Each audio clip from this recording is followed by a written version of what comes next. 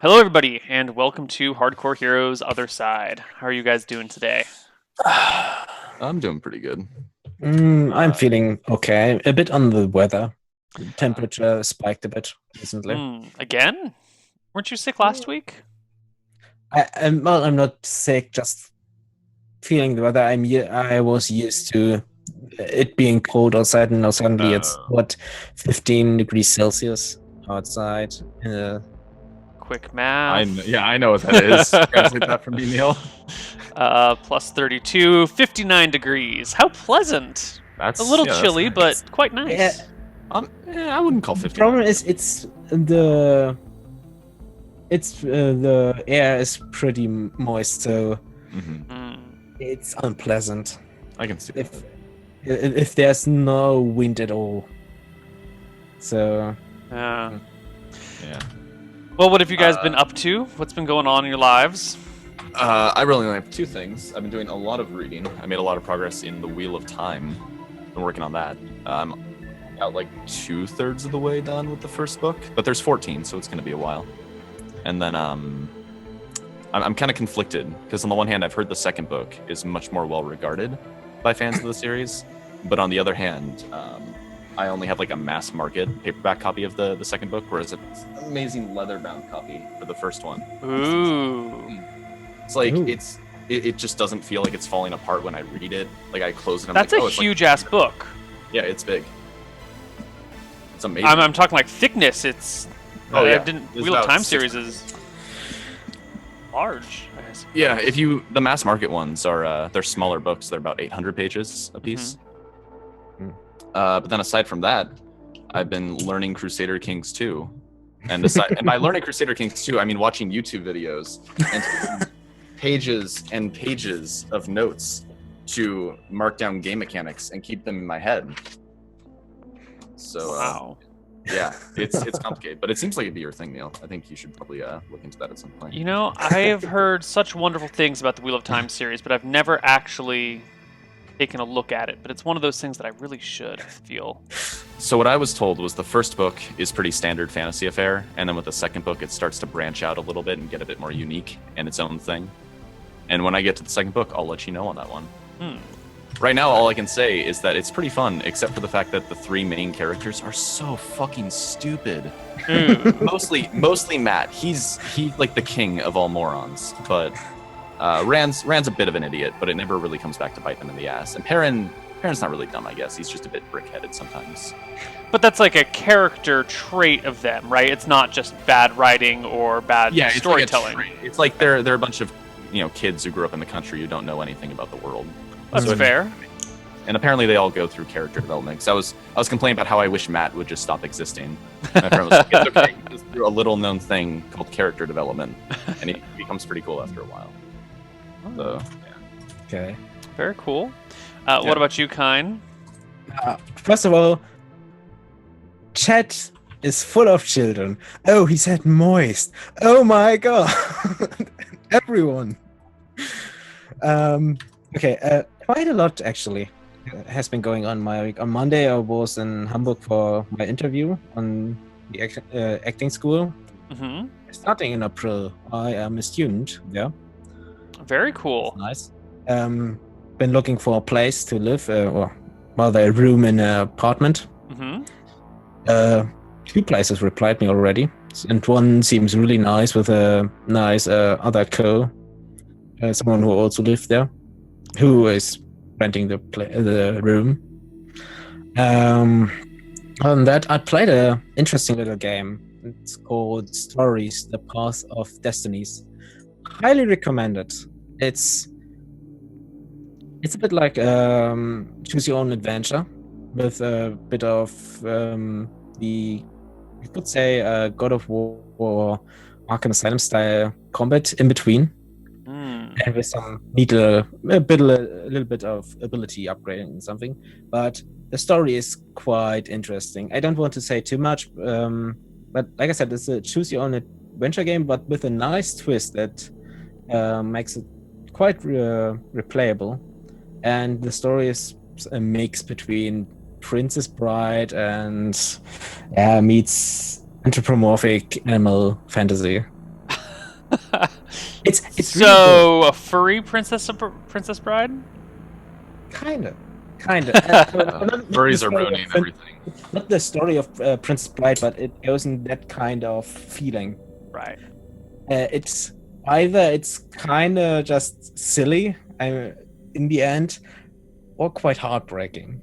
Because, I played it the first time, and yeah, it was quite heartbreaking, the things I choose in the end. One aside on that. After the furry conversation, there's a thing to do with wolves in the Wheel of Time, and it's pretty normal and it's kind of cool, but it's like tech people are probably I would guess there's more furries in tech than anywhere else, because it seems like everybody in technology is a furry. So I can't take wolves seriously anymore. It's just like, fuck, just get them out of this chapter already. I can't fucking do it. Oh my god. All right. Well, let's recap last week. What happened? Where did we stop? We were on our way to the what was it called? The valley. Hidden Valley. To the Hidden Valley. Yeah, Lake Mysterium was where we were going. To Lake Mysterium, because Van wanted to desperately find a way out of this plane. And Only Van. Everyone else is quite happy here. Yeah, it's pretty nice, but Van said fuck that shit. Van let us, and his take on it was either find a way through this cave or something in the Shadow Mountains, or die here. We made our way about not even a day, or about a day maybe, away from Shirebrook. Already got, 6 or 7 people killed due to monster attacks. Yeah, there were a lot of encounters. First was kind of an ooze or slime that attacked someone on the boat and killed them. We burned the body. The next was some kind of swarm of bat-like creatures that had Zubats, basically. You created them and just described them as bat-like with giant mouth instead of eyes or something. Of course. And of course, that's all you can think. Bat with mouth, gotta be a Zubat. I played Pokemon the last few months, so I have to. It's the first thing that comes in my mind. Well, I expect a little more creativity out of you than Pokemon. They're canonically wombats. That's what we we agreed to call them wombats. This is why you don't let players name monsters. They could come up with cool names for your creepy monsters, or they could be like, "Oh, that creepy monster, I'm just gonna call it a dandelion." Ha ha ha! There's that funny, scary monster again. It's bullshit. You can't rely on players to give scary monsters scary names. They just ruin the atmosphere by naming them. You need to take actual myth monsters like drop bears and things like that and include them. Yeah, but if I brought in something like a drop bear, you'd be like, "Oh, well, we're gonna call it a Care Bear," and you'd ruin the drop bears as well. Anyway, but now we're not going to get wombats anymore. No, they're called chompers. All right. No, they're wombats. We killed some. All the NPCs are calling them chompers. Chomp bats. We killed some of the wombat chompers, and decided to look. They were creatures made out of flesh and blood. So we decided maybe their meat is edible. Their meat is edible. We did eat their meat. Yeah, it was really good. Lost a few people, burnt their bodies. The meal was not satisfying in the end. And Kain and Van started arguing. Kain was, at least had some thought about it, that heading to the Hidden Valley may be the best way to get everyone killed, because they already lost 6 people due to monster attacks, not even a full day out of Showerback or something. So what are you going to do instead? We argued. We argued after about, I think, probably half the session. We spent in a perpetual argument, but then after that we made our way back up to Shirebrook to reconvene there and try one more time to connect with the god. We did first head to the Dwarven village. Oh yeah, that's where everything kind of... It was also missing, or had gone missing several months ago. And we looked around, and it was quite different from Karen's village, Windshire, because the place was smashed up. There were signs of struggle here and there. And We eventually found a survivor. Yep. We dug into the cave and broke down a barricade he'd made inside of the mine where we originally fought that troll. And we found a dwarf inside, very emaciated, kind of withered away as though he hadn't had anything to eat in months. He was just kind of curled up in a ball, speaking to himself like, the voices are gone. The voices are gone. It's okay now. And then we tried to get him outside. We tried to talk to him, talk some sense into him and get some information. But everything we tried sort of pulling his hands away from his ears, and he started like gnawing at his own body parts. And it was pretty gruesome. And everything we tried didn't work. So in the end, Kine wanted to try something to give him some of our food. Oh yeah, we were originally planning to get him some of our food, and then Van came back to see him trying to devour his entire foot, and said, "No, I'm just gonna put an end to this." Yeah, and Kine killed him in the end. Yep. We did head back to Shirebrook before we found him. After we found him, I think we had another little argument where Kine told him about that he did not feel any hunger for quite a while now since he had this creature, shadow, whatever they are, demon creature, whatever, enter him, and he thought about, explained, hey, that might be a way to survive here. Man disagreed, and they were attacked by those creatures again. Man got possessed, or at least ended by. Yeah, it was impregnated by a ghost. Jeeves fought one off. He rolled a Jeeves. natural 20 on his save against them. Mm-hmm. Right. And then he almost got skewered by a man with a spear, and he managed to dodge that as well. Yes. But after that, we traveled back up to Shirebrook because clearly the expedition to the mountains was ending horrendously. So we traveled back up towards Shirebrook to reconvene and try one more time to connect with the gods. And how did that go? We got about 100 people together, 130, and we had everybody chanting a hymn to a stair while Mother Elise attempted to contact her in prayer. And after about an hour, we noticed sort of a flame, kind of like recognition, but not bright enough to make any sort of actual contact. So as a group, we decided to head up to Heatstroke, which is where a pyramid with a temple atop it is located, one of the most holy sites in Eredon. Yes. And we're going to attempt to go there to convene with the gods. And we haven't set out yet. We were going to go get a galley and start sailing along the shore. Yeah, we ended on starting our preparations to leave. Yeah. Okay. So let's meet back with those preparations. Yeah. You guys are in the town of Shirebrook. It's quiet. There's not much in the way of sounds in this part of the world, or at least on this dimension. There's the occasional blowing of wind, but even that is very faint. Mostly it's just the sound of the creek running nearby, or the rivers running nearby. Okay. The footsteps of the people walking around. There's we probably have the knights and so gathered with us, right? Yes, everyone is gathered with you. Someone has done a head count, and it turns out there are 120 people left. Okay. Okay. So what Van's doing while everyone's getting gathered, he wants to grab that ledger. He has that dwarven ledger from Jeeves, and he's going to write a couple of pages on it as notes for Malachi and drop a couple different letters at different places in the town for him to find if he comes finding us in the Shadow Plane. Ooh, interesting. So he puts one in the half pint, one in Malachi's house, and one up in the Baron's room of the keep. Okay, in the half pint, where do you put it? At our usual table. So you just write a note and set it on the table and leave it? I'd probably leave it on Malachi's seat, actually. Like, I don't want any of them to be in, like, very obvious places, but, like, a place that Malachi would pretty quickly notice if he were to go looking around. Okay. Like, I don't want it to be something seen at very quick glance looking around the room, but if Malachi were to, like, go into his Shadow Plane house, he'd pretty quickly stumble upon this because he knows his house and he knows where everything is. All right, so in the half pint, you're leaving a note on Malachi's chair? Yeah. One in the Baron's room of the keep. Yeah, I'm just making notes.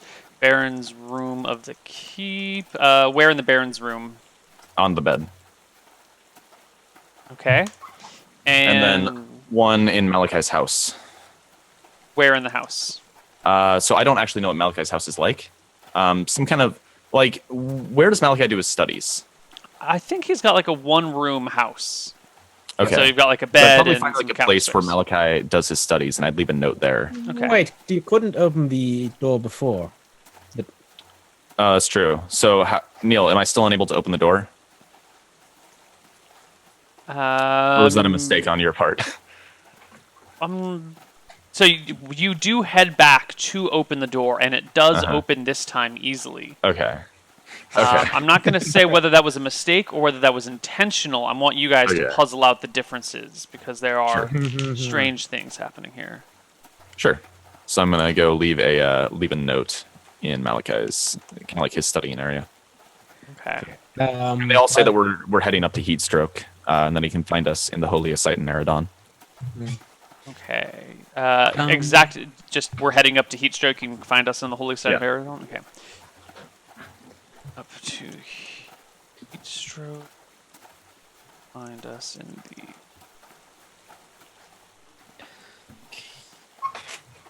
And it's XOXO Van Helsing.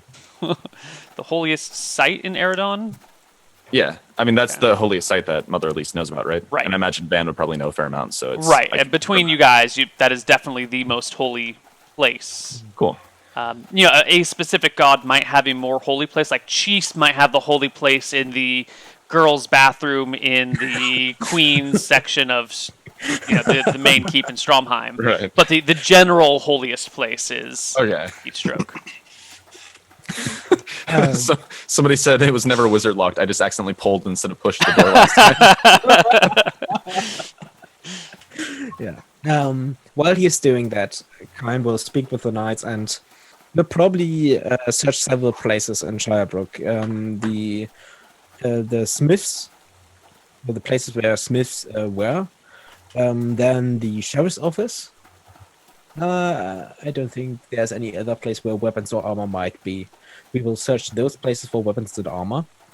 In the sheriff's office, you find a single crossbow and a pair of spears. Okay, so we go digging around to find the +5 magic longsword. Oh, cannot be found. But we now have, I think it was 20 spears in the keep, so... Yeah, let's get a full armory count on you guys. Sure. Any armor in the sheriff's office? Right. Okay, here we go. So was it 20 spears in the keep? Yeah, 20 spears, I think. How many crossbows? 5? John? I don't remember how many there were. I think there was 12 or 13 or something leather armor. We took 2 crossbows with us, but we were also just worried about having too many crossbowmen and them like killing us in melee. I wish I would know. I don't. Was it enough armor to arm all spearmen? I think it was. It was either 5 or something between 5 and 10 crossbows. So my notes say you have 10 sets of leather armor, but they might be off. I don't remember exactly. We had 10 sets of leather armor that we took with us. Yeah, there were 10 sets in the keep, you mean?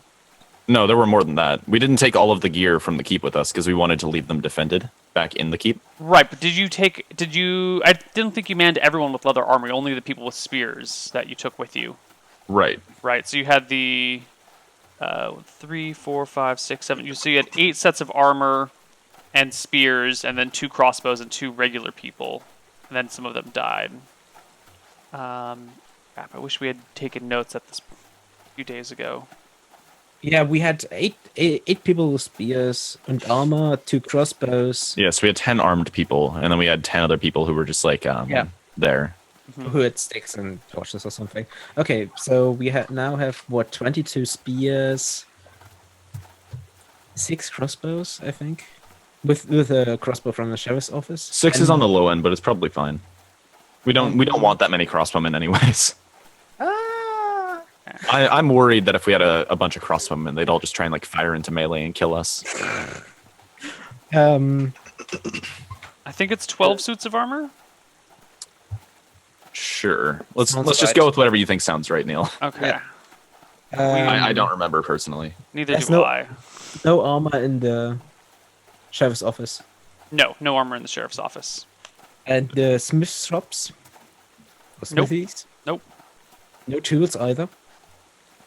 No, there's some hammers lying around. Wait, did Tyrus live in his office, or No. like in the sheriff's office? He has his do I know where he own. lived? Yeah, you know where his house is. I'm gonna go check out his house. Okay. His house is locked when you get there. All right, so I'm gonna go find a window and just kind of like pry, because he probably boarded up his window like everyone else. And I'll just grab a tool and start prying the boards off the window. Sure.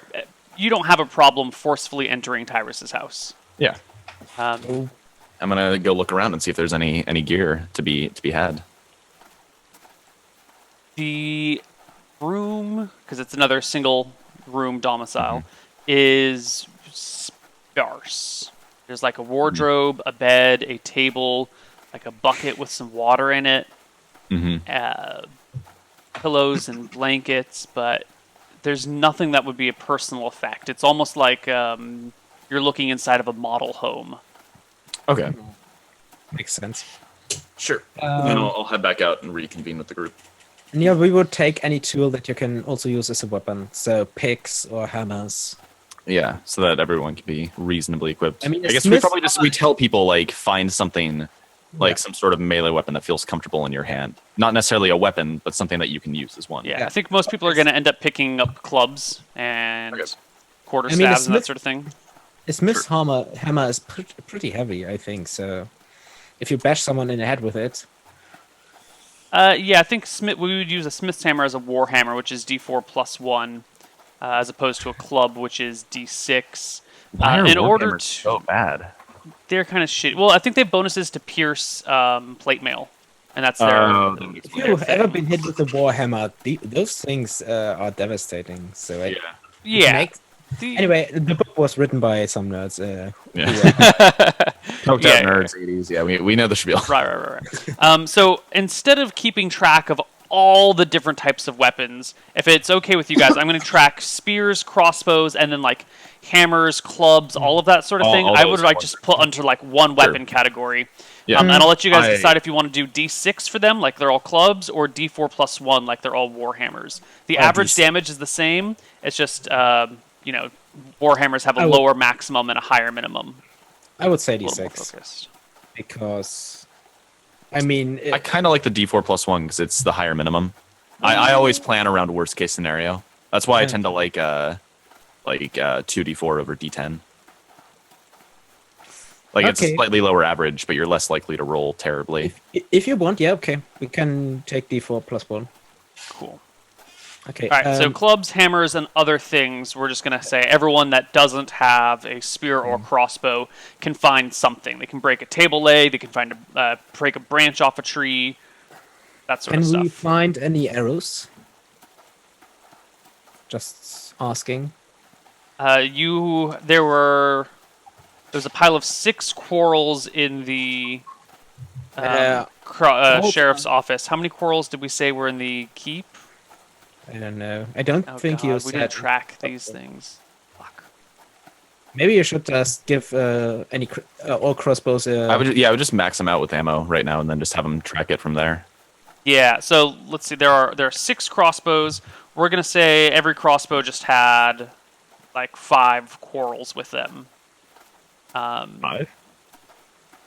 Yeah, because how should we say? The keep would have enough ammunition for. I imagine they'd have enough, like, in case they ever got sieged, they'd probably have a decent Yeah. stockpile of ammunition. Yes, that sort of thing does seem appropriate, but. Damn it! I want to tell you things that I can't tell you. Yes, you are right, but I think there's only maybe, let's call it 8 crossbow bolts per crossbow. Okay. That's fine. So Van's going to talk to the crossbowmen, probably after we get on the ship, so you don't have to worry about it right now. Sure. Also, I would organize that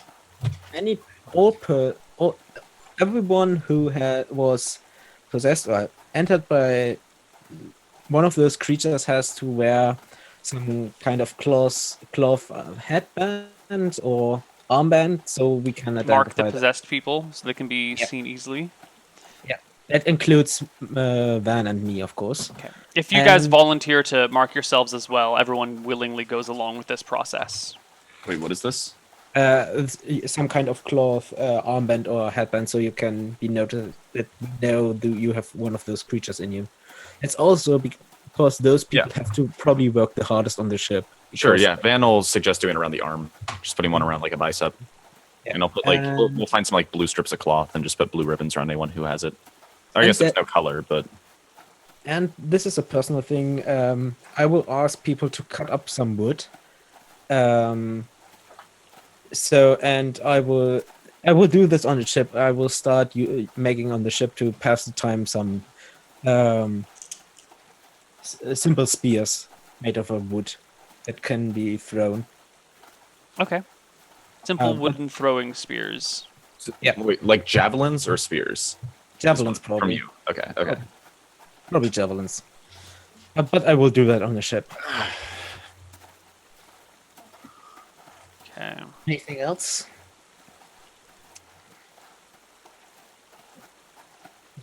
Anything else, guys? That's what I'm thinking. I was gonna say at first I was like, well, we got to get all the food for the journey. Yeah. We don't really have that much to take, I guess, when you think about it. Like Jeeves has the chest, which has all of our worldly possessions. And then outside of that, it's really just weapons and a ship, and that's all we can take. Van left some notes around the place. Mm-hmm. Yeah. Anything else? No. All right. Maybe we can make a plan on the ship. Sure. So everyone piles into one of these big galleons or galleys. The few sailors on hand put people to work down by the rowing areas, get everyone on the benches, instructs them on proper rowing technique, which takes a little while. There's like a Q&A. So this is how you row. Don't do this. I'm going to beat the drums, and you're going to kind of go and turn. Van finds whoever's like directing the ship, and he tells them to keep it as close to shore as they safely can. It might increase the duration of the journey, but it's probably safer. Like I tell them that there's some dangerous shit out in the wilderness, and I'd rather avoid open sea. Okay. They don't have any sails on this ship. It's just a rowing ship. Mm-hmm. But I imagine there's one person who like directs how the ship moves. Yes. And everyone sets out to sea. Okay.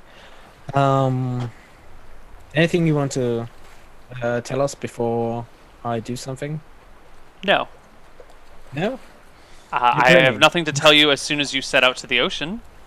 Okay. So kind of probably before we all set in. Well, now that's done. Some hopefully quiet days ahead of us. I will get some rest. I mean, I haven't slept in probably days, and I probably feel tired, right, Neal? I mean, you did say I don't feel hunger, but I feel tired. Yes, you don't feel hungry, and Van Helsing, you are now acutely aware that your hunger has disappeared. You cut out just now. Can you say that again? You are acutely aware that your hunger has disappeared. Okay. But you are tired. You do get exhausted. Yeah. So I think Van, instead of resting up, is going to go below decks and find a spot to pray. Please let me before you start meditating and try to contact whatever's in you. Let me do it, because I wanted to do it last session, but you go for it. It's all good. All right, Kine, you go down to your. What do you do? Find me a quiet and comfortable spot, and before I try to get some sleep, Kine will sit down, sigh, and finally some quiet. It's been so long since he had a proper quiet moment.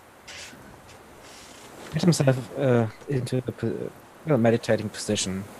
Close his eyes and concentrate on the ship, on the moving of the ship, the constant. What is it called?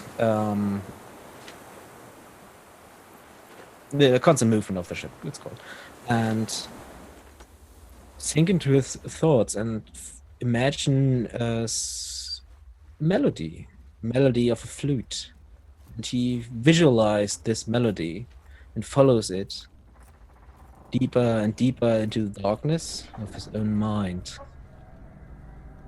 Until he arrives at what seems to be imagines a flat silver surface, which the song brings him. And there he imagines himself, the pure himself, not how he looks on the outside, but more a humanoid figure made out of black and white, symbolizing both his status in his heritage. And in his mind, he opens his eyes, looks into the void, and says, "I know you're here, whatever you are. Show yourself."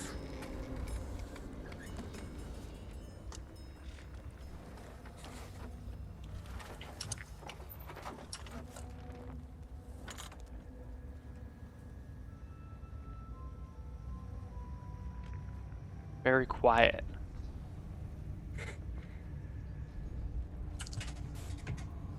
He concentrates and tries to feel a presence.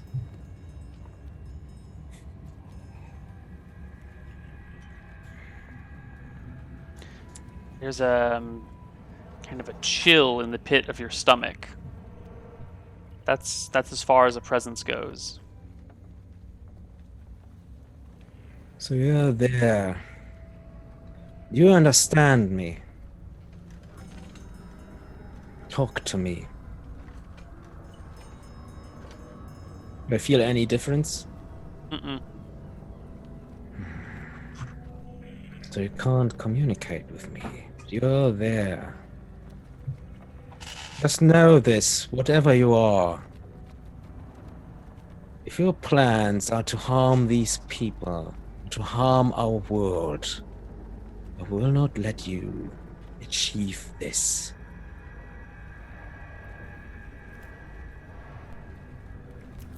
And as he says that, in his mind, he probably speaks in all tongues, at the same time. More like a bellow.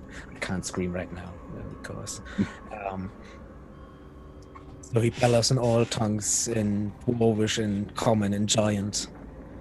At the same time, I will not let you succeed.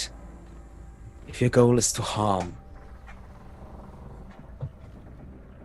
Just you know it. And I will watch you, wherever you are, in myself.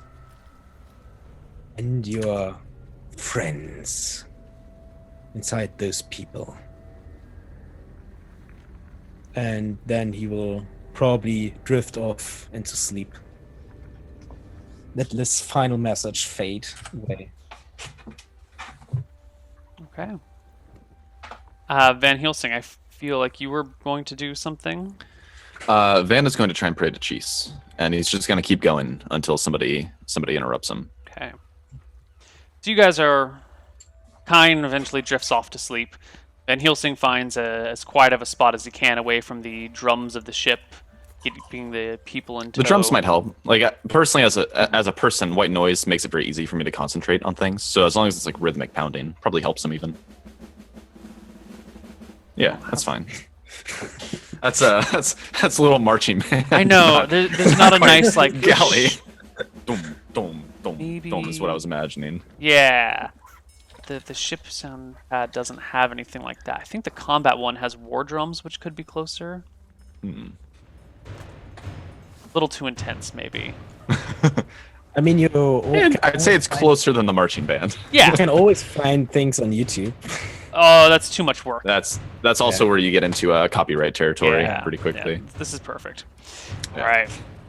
So Van is off meditating, trying to reach out to his goddess. Kine is sleeping. And at some point, you are both roused from your disappearing from the world and brought above deck. Okay. What is it? What?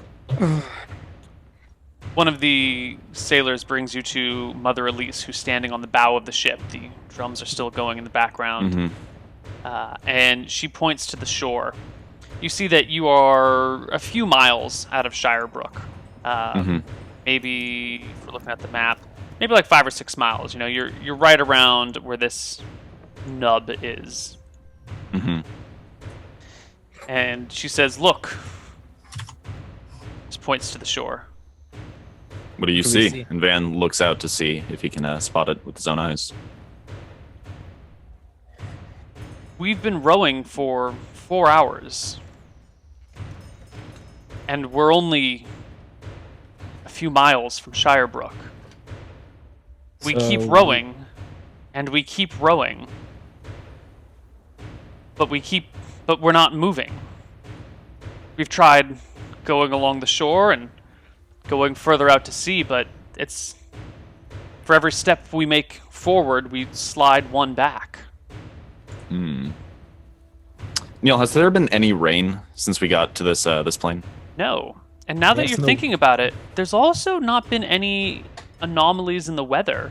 That's what I was wondering. Like, is it ever like hot or cold? It's always just very standard. It's not hot. It's not cold. It's not particularly humid. Even when the fog rolls in, it doesn't form water droplets that roll down windows or anything. Right. Okay, so Van's going to say, if we're traveling so slowly by ship, it might be better to go on foot. Normally, I'd be a bit hesitant to travel through a desert, but there's something to be noted here is that there's no weather in this place that I've ever been able to find. Van No saying, cold, no heat. We're not traveling slowly. We're not moving at all. I will take a go along the. I was actually gonna look down and see if we're in a whirlpool or something held by something. Get us to shore quickly, Mother Elise. Turn the ship towards shore when, in turning the ship towards shore, the head sailor, not quite a captain, lets you know that this ship can't be beached over here without damaging it. We're not going to be getting back on the ship, I don't think. Right before we damage the ship and make it unavailable at all, I look around at the sea, looking back at the sea around Shirebrook and in front of us. Do I notice any difference in the two? I didn't follow the question. Can you repeat it? I look over the sea, look at the water around Shirebrook and in front of us. Do I notice a difference between the two? No. The water seems to be standard ocean water everywhere. You know, I have the feeling some unknown entity that has more power in this world does not want us to leave this place. That's just... I think we're best off going on foot at this point. At least on foot, I know my own movements. I feel comfortable going over land. The sailor in question says, well, this is the only ship that can carry everyone. If we beach it here... I mean, it doesn't and it gets seem damaged. Where are we really going, though, right now? He shrugs. I figured you know where we were going. No, I mean, are we moving at all? We're not going anywhere? Well, I look at the water. We're clearly moving through the ocean. You can see the waves breaking. So it's leaving on the bow, a trail, but it's like we're not actually moving. Ben's gonna watch the movement of land. Does it look like we're moving at all and like sharply jutting back, or does it just look like we're not moving compared to shore? Have you ever been in like a car or a bus and you're casually looking out the window and you come to a stop and then it looks like you're rolling backwards even though you're not rolling backwards at all? You know what I'm talking about? When you're kind of looking out the window and a moving vehicle comes to a stop and you have that brief sensation of, oh shit, I think the car is actually slipping. No, wait, we're just staying in place and I'm used to the forward momentum. It's kind of like that. You're looking out to shore and it kind of looks like it's moving forward, but it also kind of looks like it's moving backwards. And then like, wait a minute, we haven't moved at all, but I keep getting the feeling that we're moving. It keeps looking like we're moving, but without actually going anywhere. I mean, I don't see how we can make any forward progress in a situation like this. I think beaching the ship, even if it causes damage. Can you turn us around back to Shirebrook? Would you be able to dock it there without damaging it? He nods. We've been going for a few hours. Is there a small boat we could take to shore on this ship? I would. Neal. Yeah. We could try to go on shore with a few people and try to go past the ship. I'm hesitant of that plan. This ship is probably large enough that non-intelligent creatures probably wouldn't think to attack it, but a small rowboat with people sticking out, we might see some rather nasty things attempt to kill people on that boat. How close can we get to shore? Asked the sailor. Without danger. Well, there's some big rocks out just around there, but if we head back maybe a half mile, it's fairly clear. We should be able to get maybe 500 feet from shore safely. I don't know. I think we should just turn around and go back to Shirebrook. And if you can't make it back to Shirebrook, if it looks like we're not making progress, just beach it. Aye. The ship turns around, which is a slow process for a galley like this, and you guys head back to Shirebrook with ease, sailing back there in under an hour. I think we're going to have to go on land from here. It looks like, for some reason, the waters do not agree with us. You guys dock the ship at the very end of the pier, and everyone disembarks back into Shirebrook, feeling a little uneasy about the world around them. Van gets ready to take charge and says, I've made this journey on foot from Hillsborough to Shirebrook before. I can get us a good chunk of the way there, my memory. We should stop by Anvil maybe and see if we can find any weapons there. Might not be a bad idea. We found some. At least there were weapons here in the sheriff's office and the keep. I doubt that there will not be any in Anvil. Luckily, the Ashlands is a very open place. Anything that might harm us, we should be able to see coming from miles around. The whole crew gets up, makes their way through Shirebrook and north on the road. So there is a road. There was a road leading out of Shirebrook, but maybe a half mile out, the road just kind of fades. That's fine, Grass because we're not starts going to to be grow up following in it. between it. The bricks kind of disappear under the ground as if it's been buried by time, and it just fades into normal grassland. We can just follow the shoreline to Anvil. No, we're just going to go... So there's a tree line that goes up along the coast, right? And we can stay a little bit off the shore and just kind of follow along the tree line, because the Ashlands has basically no vegetation. Yeah, it's open chaparral. It's like low-lying vegetation. So as long as we keep that to our right, we know we're going north. Yeah. And then once we kind of reach a clearing, we'll know. Anvil's basically a sharp right once you reach the north end of the forest. Okay. So you guys head north. Let's roll some encounter. I think if we have any cards, we can maybe use small cards if we have anything to carry. Then, I mean, if the people have anything to carry on them, we can. No one's got anything to carry except weapons. Okay. There's no food to speak of. There's no personal effects. Jeeves says, "Oh." Right, poor Jeeves, poor 80-year-old man is carrying this 80-pound chest over his shoulder. It's no problem, my lord. Don't mind me. This is my lot in life. Probably before we head out, Kang goes to Van. Maybe we should give Jeeves some of the food. Make sure nobody sees it, because we don't. Later, when eventually we're going to be taking a break, I'll do it then. And Van's going to talk with Jeeves a little bit and say, Jeeves, when we get back to the prime material plane, I'm going to be giving you a hell of a retirement fund. So much money to gamble away. It seems unlikely that we'll ever make it back, though. Don't be so dour, Jeeves. The world can't afford to lose somebody with a heart as gold as yours. Oh, that's the most kind thing anyone's ever said to me, my lord. Just know, Jeeves, I've never met a more loyal carriage driver than you. Of course not, my lord. Of course. Seems a little agitated. I can imagine. Yeah. You guys head north. And yes, this is my right now. Maybe, well, before we talk about what happens on the road, if anything happens on the road, let's talk about how you guys are moving. You've got 120 people. Is everyone marching in a column? Is everyone just kind of in a big mass? How do you keep everyone together and make sure no one gets lost? Where are you guys positioned in all of this? I think Kine and Van will probably be together somewhere. But we will make sure that the guards and knights try to keep the people together. I was actually going to suggest we go on opposite ends because we're probably. I don't want there to be like something shows up on one end and just kills like a third of the group before we have a chance to run up and help them. So I think we'd be on opposite ends with like there's 4 knights, right? 2 knights and 2 2 knights. So a town knight guard. with each of us, a knight with each of us, and a town guard with each of us. So basically 3 on either end. Is that front and back, or is that left and right?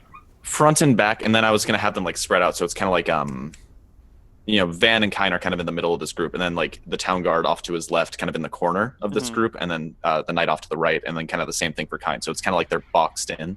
Right, I hear We you. form like a box around them. Yeah. And then we have people with Yeah, and they're probably taking up the sides. Sure. All right, so who wants front, who wants back? Van will take the front. I think I have a higher perception score, so it might be good for me to be the.